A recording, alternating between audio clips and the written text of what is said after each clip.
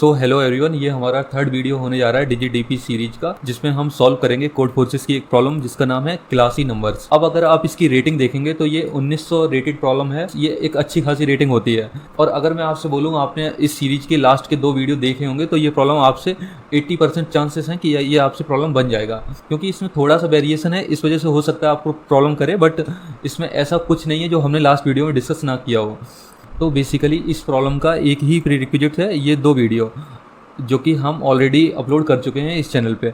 तो आपको करना क्या है, चैनल पे जाना है। चैनल पे जब आप प्लेलिस्ट पे क्लिक करेंगे तो आपको यहाँ पे दिख जाएगा डिजिडीपी डायनेमिक प्रोग्रामिंग। तो ये एक प्लेलिस्ट है जिसमें अभी तक हम लोग 2 वीडियो अपलोड कर चुके हैं। तो आपको इसमें ये दोनों वीडियो देखने हैं, उसके बाद ये प्रॉब्लम आपको एक्चुअल में काफ़ी ईजी लगने वाला है। और अगर आपको दोनों वीडियो नहीं देखने तो आप कम से कम ये फर्स्ट वीडियो देख के आइए, अदरवाइज ये आपको समझ में आने वाला नहीं है, क्योंकि बहुत सारी ऐसी चीज़ें हैं जो मैंने इसमें काफ़ी अच्छे से डिस्कस की थी। अगर मैं ये सारी चीज़ें यहाँ पे इस प्रॉब्लम में डिस्कस करने गया तो ये काफ़ी लेंथी प्रॉब्लम हो जाएगा। ये आपको इस वीडियो का लिंक आपको डिस्क्रिप्शन में भी मिल जाएगा, आई बटन में भी मिल जाएगा, एंड आप चैनल पर जाकर भी सर्च कर सकते हैं। तो स्टार्ट करते हैं प्रॉब्लम स्टेटमेंट से। तो देखो इसमें बोल के आ रहा कि हमारे पास एक रेंज गिवन होगी हमें L to R। L and R जो है वो हमारा जा सकता है 10 to the power 18 तक। ये कंस्टेंट काफ़ी हाई है, तो मीन्स इसमें लीनियर अप्रोच तो चलेगी ही नहीं। मीन्स हम लूप लगा के चेक कर लें कि ये नंबर कंडीशन सेटिस्फाई कर रहा है या नहीं। करना क्या है कि इस रेंज के बीच में, मीन्स इंक्लूसिव हैं ये दोनों, तो इस रेंज के बीच में लेट से कोई नंबर आया 20340, तो हमें बताना है कि इस नंबर में कितने नॉन जीरो डिजिट्स हैं। तो नॉन जीरो डिजिट्स इसमें कौन कौन से हैं, एक ये हुआ, एक 3, एक 4। ओके, तो इसमें जो नॉन जीरो डिजिट्स का जो काउंट है वो है 3। तो जो ये बोल रहा है जो भी काउंट आएगा किसी भी नंबर में नॉन जीरो डिजिट्स का, वो लेस देन इक्वल टू होना चाहिए 3 के। तो हम इस नंबर को अपने आंसर में इंक्लूड कर लेंगे। मीन्स हमें टोटल काउंट बताना है कि L to R ऐसे कितने नंबर आ रहे हैं जो इस कंडीशन को सेटिस्फाई कर रहे हैं। तो ये हुआ प्रॉब्लम स्टेटमेंट। अब एक टेस्ट केस पे हम समझते हैं। लेट से हमारा L है 1 एंड R है 1000। तो इसमें क्या करना है, हमें नॉन जीरो डिजिट्स देखनी है जिनका काउंट उस पर्टिकुलर नंबर में लेस देन इक्वल टू होना चाहिए 3 के। तो हमें पता है कि इसमें क्या है कि 1 to 999 मीन्स यहाँ तक नंबर ऑफ डिजिट्स हैं वो लेस देन इक्वल टू 3 रहेगा। तो हमें पता है कि 1 से लेके 999 तक जो भी नंबर आएगा उसमें जो डिजिट्स का जो काउंट रहेगा वो लेस देन इक्वल टू रहेगा 3 के। तो अगर मान लो इसमें सारे जो डिजिट्स हैं वो नॉन जीरो डिजिट्स हो जाएं तो तब भी कोई फ़र्क नहीं पड़ेगा, क्योंकि उनका काउंट ही लेस देन इक्वल टू 3 है। तो इस केस में क्या होगा, 1 to 999 तक सारे नंबर काउंट हो जाएंगे। तो इसका काउंट क्या आएगा, 999। और लास्ट वाला नंबर क्या बचा हमारा 1000। तो 1000 पे जो नंबर ऑफ डिजिट्स हैं वो कितनी है, 4। तो हम इस केस में चेक करेंगे कि नॉन जीरो डिजिट्स कितनी आ रही हैं। तो एक ये आ रही है, बस एक ही आ रही है, मीन्स और बाद बाकी सारी जीरो है। तो ये हमारा कंडीशन को सेटिस्फाई कर रहा है, तो इसे हम काउंट करेंगे। तो मीन्स 999 + 1 ये कितना हो जाएगा, 1000। तो बेसिकली इस टेस्ट केस का आंसर है 1000। तो बस यही है प्रॉब्लम स्टेटमेंट। अब इसे कोड करते हैं और कोड करते टाइम पे समझेंगे, जो भी कुछ नया आएगा तो उसे काफ़ी डिटेल में हम लोग समझेंगे। हमें इनपुट कुछ इस फॉर्मेट में दिया होगा। सबसे पहले टेस्ट केस दिया है, उसके बाद L एंड R। तो हम इसे थोड़ा सा मॉडिफाई करते हैं इस फंक्शन को। तो यहाँ पे हम लोगों ने टेस्ट केसेस को स्कैन कर लिया। अब इसके बाद हम लोग करेंगे L एंड R को scan, int L and R। अब बेसिकली हम डीपी में आंसर कैसे स्टोर करते थे, मीन्स 0 to R निकालते थे और उसमें से माइनस करते थे 0 to L-1। होता क्या है कि L to R हमारी रेंज होती है, तो रेंज का इस साइड का हम हिस्सा माइनस करते हैं, मीन्स 0 to L-1। अब हम क्या करेंगे कि हम राइट से आंसर निकालेंगे। तो इसके लिए हम क्या करते हैं, स्ट्रिंग RI मीन्स R को स्ट्रिंग में कन्वर्ट करते हैं टू स्ट्रिंग R, एंड यहाँ पे DP यहाँ पे डिक्लेयर करते हैं इंट DP। तो हमें पता है DP में जो फर्स्ट डायमेंशन है वो इंडेक्स को रिप्रेजेंट करेगी। जो हमारा नंबर है वो 10 to the power 18 तक जा सकता है, मीन्स 18। तो हम यहाँ पे ओवरफ्लो से बचने के लिए 20 डिफाइन कर देते हैं। टाइट के लिए हम 2 डिफाइन करेंगे, एंड जो काउंट है हम उसी नंबर को DP में स्टोर करेंगे जिसमें जो नॉन जीरो डिजिट्स का जो काउंट है वो लेस देन इक्वल टू होगा 3।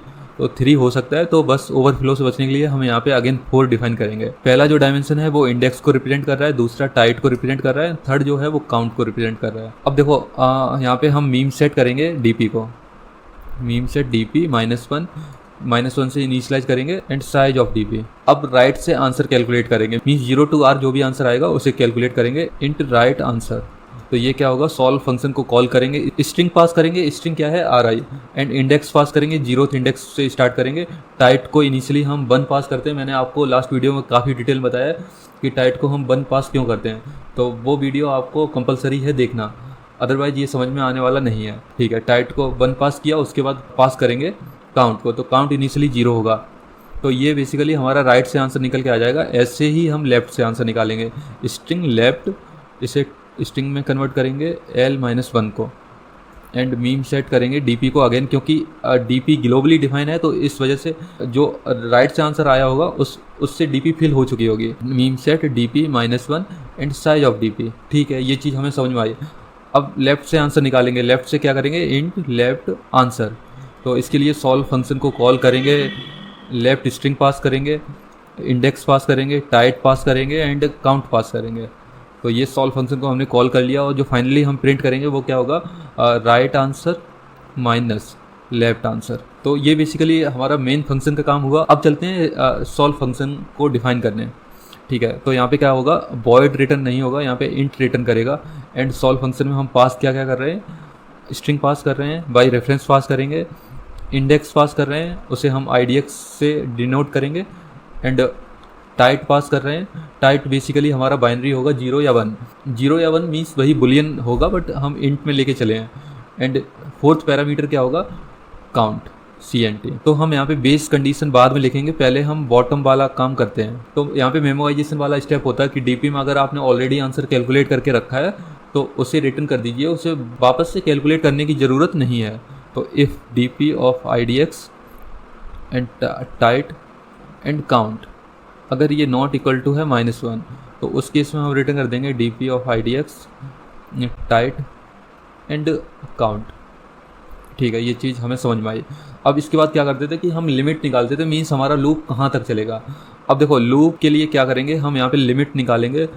लिमिट मैंने आपको अगेन लास्ट वीडियो में काफ़ी डिटेल में समझाया है कि कैसे निकालते हैं, क्योंकि ये वैसा हाल हो जाएगा कि अगर आपने कोड फोर्सेस पे क्लास ही नंबर पढ़ा है और अगर आपसे नहीं बना और आप डायरेक्ट इस वीडियो पे आ गए तो आपको लगेगा ये क्या ही पढ़ा रहा है, कुछ समझ में नहीं आ रहा। तो मीन्स इसका प्रीरिक्विजिट है कुछ, उसके बाद ही समझ में आएगा। तो लिमिट के लिए क्या था, अगर हमारा टाइट बराबर हो जाता है 1 के, तो उस केस में हम क्या रिटर्न करते हैं, S ऑफ IDX -0। तो बेसिकली इस कंडीशन में हम रेस्ट्रिक्टेड मोड में होते हैं। अदरवाइज़ क्या होता है, हम 0 to 9 कोई भी नंबर फिल कर सकते हैं, तो मीन्स 9 लिमिट सेट करते हैं। उसके बाद हम लूप चलाएंगे I = 0 to I <= limit and I++। अब यहाँ पे देखो, काउंट बेसिकली क्या रिप्रेजेंट कर रहा है कि कोई पर्टिकुलर नंबर है, उसमें नॉन जीरो डिजिट का क्या काउंट है। अगर 1 है तो क्या आंसर आएगा, 2 है तब क्या आंसर है, 3 है तब क्या आंसर है। तो ये नॉन जीरो जो डिजिट्स हैं उनका काउंट रिप्रेजेंट कर रहा है किसी पर्टिकुलर नंबर में। तो यहाँ पे हम एक वेरिएबल बनाएंगे अपडेट काउंट, और उसमें स्टोर करेंगे काउंट प्लस। अगर देखो जो नंबर हम इस इंडेक्स पे फिल करेंगे अगर वो नॉन जीरो डिजिट हुआ तो उस केस में हम 1 ऐड करेंगे, क्योंकि अभी तक जो काउंट आया है कि अभी कोई पर्टिकुलर इंडेक्स होगा, पोजीशन होगी, उस पर अगर हम नॉन जीरो डिजिट भरेंगे तो हमें एक ऐड करना पड़ेगा। अगर हम 0 भरेंगे तो हमें कुछ भी ऐड करने की ज़रूरत नहीं है। तो बेसिकली सिर्फ फंडा इतना ही है, क्योंकि काउंट जो रिप्रेजेंट कर रहा है वो पीछे वाले इंडेक्स तक का काउंट रिप्रेजेंट कर रहा है, और अभी हम करंट इंडेक्स पे खड़े हैं, तो करंट इंडेक्स पे जो भरेंगे उसके अकॉर्डिंग हमें अपडेट करना पड़ेगा। तो क्या है कि यहाँ पे अगर I हमारा नॉट इक्वल टू है 0 के, तो उस केस में क्या हम 1 ऐड करेंगे, अदरवाइज 0 ऐड करेंगे। तो देखो अब यहाँ पे इफ़ कंडीशन हम लिखेंगे, उसमें देखेंगे कि अपडेट काउंट जो हमारा आया है वो <= 3, तभी हम आगे बढ़ेंगे, अदरवाइज यहाँ से ही वापस हो जाएंगे। तो बेसिकली देखो इसमें हुआ क्या है कि अगर हमारा I 0 होता है तब तो ठीक है, तो वो काउंट को बढ़ा नहीं रहा। 1 to 9 कोई भी डिजिट होता है और उससे हमारा अपडेट काउंट एक्सीड कर जाता है, मीन्स 3 से ज़्यादा हो जाता है। तो उस केस में क्या होगा, लूप तो 1 to 9 चलेगा, बट इस कंडीशन को हम सेटिस्फाई नहीं कर पाएंगे, और ये कंडीशन सेटिस्फाई नहीं होगी, इस वजह से हम आगे सॉल्व फंक्शन को कॉल भी नहीं लगा पाएंगे। तो इस लूप के बाद हम डायरेक्ट रिटर्न करेंगे जो भी आंसर अभी तक का होगा। तो यहाँ पे हम सॉल्व फंक्शन को कॉल लगाएंगे, सॉल्व में पास करेंगे S, नेक्स्ट इंडेक्स के लिए बात करेंगे, एंड टाइट आपको मैंने काफ़ी डिटेल बताया कि टाइट को कैसे पास करेंगे यहाँ पे, वो मैं अभी एक्सप्लेन करने वाला नहीं हूँ, क्योंकि ये चीज़ें एक्सप्लेन करने गया तो काफ़ी बड़ी वीडियो हो जाएगी, और ये चीज़ें मैंने लास्ट वीडियो में काफ़ी अच्छे से एक्सप्लेन की हैं। अब यहाँ पे लास्ट क्या होता है, काउंट। तो काउंट हमारा हो गया है अपडेट काउंट, ये चीज़ हमें यहाँ पे समझ में आई। अब आंसर में हमारा ये आगे का जो भी आंसर आया होगा वो स्टोर हो चुका है। तो यहाँ पे हम आंसर को डिक्लेयर भी कर लेते हैं एंड यहाँ पे रिटर्न कर देंगे, बट रिटर्न करने से पहले हम इसे DP में स्टोर कर देंगे, tight and count. Answer store कर दिया, अब बेसिकली बेस कंडीशन की बात आती है। अब बेस कंडीशन हम ऐसे लिखेंगे कि अगर हमारा जो इंडेक्स है वो बराबर हो जाए एस डॉट साइज के, तो मीन्स क्या हुआ कि हमारी कंडीशन भी सेटिस्फाई हो रही है और हम स्ट्रिंग के लास्ट कैरेक्टर को भी प्रोसेस कर चुके हैं। तो उस केस में हम रिटर्न करेंगे कि ये एक काउंट हमारा हो सकता है, ठीक है। तो इस केस में हम रिटर्न करेंगे 1। तो अब एक बार चला के देखते हैं क्या चल रहा है।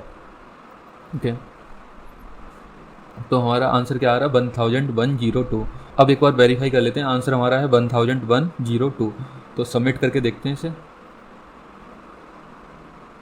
ओके,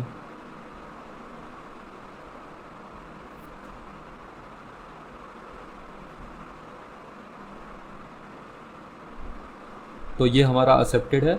फिर मिलते हैं नेक्स्ट वीडियो में। नेक्स्ट वीडियो में हम डिस्कस करेंगे स्पॉज की प्रॉब्लम है और ये काफ़ी इंटरेस्टिंग प्रॉब्लम है। मीन्स यहाँ से जो भी प्रॉब्लम हम डिस्कस करेंगे इसमें आपको डायरेक्ट DigiDP नहीं दिखेगा, थोड़ा सा मॉडिफिकेशन करना पड़ेगा, उसके बाद आपको DigiDP की फील आएगी। तो फिर ये आगे की जो भी प्रॉब्लम है ये काफ़ी इंटरेस्टिंग होने वाले हैं। तो बस आप प्लेलिस्ट से जुड़े रहिए और चैनल को जितना हो सके उतना ज़्यादा शेयर करिए, क्योंकि आप लोगों को पता है एक वीडियो में अच्छा खासा टाइम लगता है बनाने में। तो इसका मोटिवेशन तभी आएगा जब आप लोग सपोर्ट करेंगे, आप लोग कमेंट करेंगे, आप लोग शेयर करेंगे चैनल को। तो मैं ऐसी कई सारी सीरीज़ें लेके आऊँगा, सिर्फ ये इकलौती सीरीज़ नहीं है, ऐसी बहुत सारी सीरीज़ें आएंगी जिसमें हम CP से रिलेटेड या DSA से रिलेटेड कुछ एडवांस कॉन्सेप्ट सीख रहे होंगे। ओके, फिर मिलते हैं नेक्स्ट वीडियो में। Thank you.